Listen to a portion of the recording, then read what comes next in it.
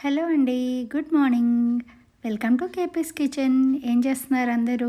పొద్దున్నే హడావిడేనా? మా ఇంట్లో కూడా మా పిల్లలకి లంచ్ బాక్స్ కడుతున్నానమాట.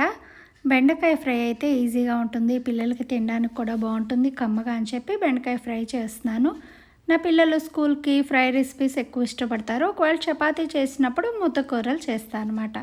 పిల్లలకు కదా అందుకని కారం చాలా జాగ్రత్తగా తక్కువగా వేసాను అనమాట. తక్కువగా అంటే సరిపడినంత కమ్మగా అనమాట. అయిపోయింది. ఇప్పుడు బాక్స్ సర్దేసుకుందాం మనం. ఓకే, వేడివేడిగా ఉంది కదా, ఇలా కలుపుకుంటున్నాను అనమాట. చేయి పెట్టి అయితే కలపకూడదు. చేయి పెట్టి కలిపేస్తే లంచ్ టైంకి వాళ్ళకి చిన్న వాసన అనేది వచ్చేస్తుంది. వేడి అన్నాం కదా, ఇలా గరిటెతోనే నెమ్మదిగా కలపాలి. గట్టిగా ఫాస్ట్గా కలిపేస్తే పని అయిపోతుందని ముక్కలు తునిగిపోతాయి అన్నమాట. ఓకే, ఇప్పుడు నేను బాక్స్లోకి మా ఇద్దరు పిల్లలకి సర్దేసుకుంటున్నాను నీట్గా. బెండకాయ ఫ్రై పెట్టి ఒకడికేమో పెరుగన్నంలో సాల్ట్ వేయాలి, ఒకడికేమో సాల్ట్ వద్దు, ఇంకోటికేమో ఫ్రై నంచి పెట్టాలి, ఇంకోటికేమో చట్నీ అంటాడు. కానీ నేను చట్నీ వేయను, బాగోదు, అలాగా మొత్తం కలిసిపోతుంది, పెరుగులో తినలేవు అని చెప్తానన్నమాట ఇద్దరు పిల్లలకి. సో ఇప్పుడు పెరుగన్నం కలిపేసుకుంటున్నాను. బాక్సులు కూడా సర్దేసుకుందాం ఇది అయిపోయిన తర్వాత.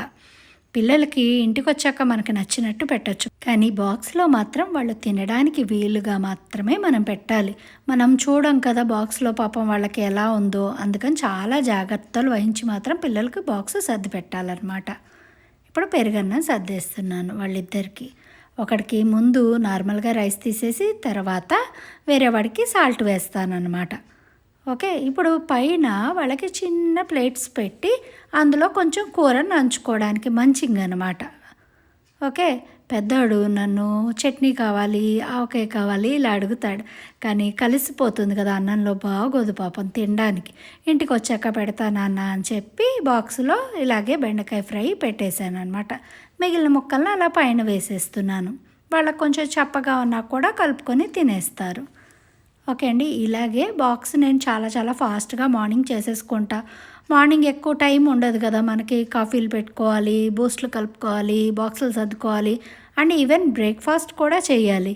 సో బ్రేక్ఫాస్ట్ తర్వాత నేను చూపిస్తాను ఎలా చేశాను అనేది.